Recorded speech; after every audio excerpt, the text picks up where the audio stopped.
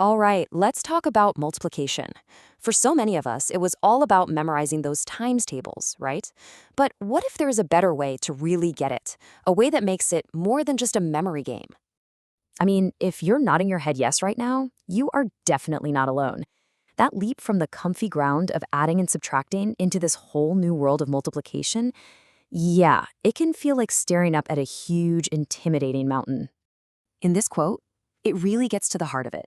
It's not about brute force memorization anymore. It's about building a real solid understanding, knowing the why behind the numbers. Because once you get that, learning the what becomes a whole lot easier and way less stressful, for sure. So here's our game plan for this journey.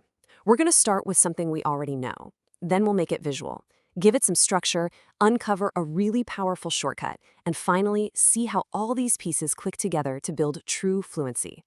Okay, first things first, we have to anchor this new idea in something we're all super comfortable with: addition. This is the absolute first step. Before we even dream of times tables, we've got to get this core idea. Multiplication is just a shortcut. It's repeated addition. So instead of writing out 4 plus 4 plus 4, we can just say 3 times 4. Same idea, just way more efficient. Okay, so we know it's repeated addition, but what does that actually look like? Well, we can make it concrete by using something called equal groups. Now, this idea of equal groups is totally central to understanding multiplication.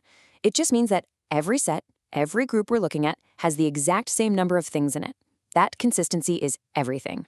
Here's a super simple way to picture it. You see, we've got 3 separate groups, and inside of each of those groups, there are 4 little dots. This is a perfect picture of 3 groups of 4. And boom, there's the connection. Our drawing of 3 groups of 4 translates directly into the math sentence 3 times 4. And if you count up all those dots, what do you get? 12. Simple as that. So we have our equal groups floating around. Now let's give them a little bit of structure. We can do that by organizing them into something called arrays. An array is really just a neat and tidy way to organize our equal groups. Think of chairs in a movie theater or a marching band lined up for a parade.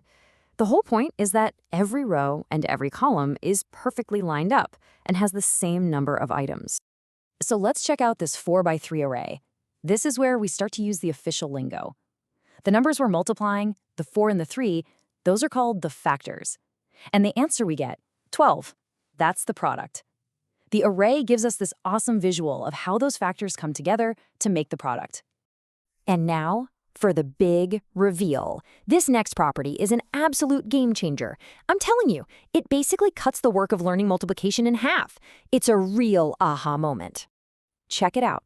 On the left, we've got our 4 by 3 array. Now what happens if we just turn it on its side?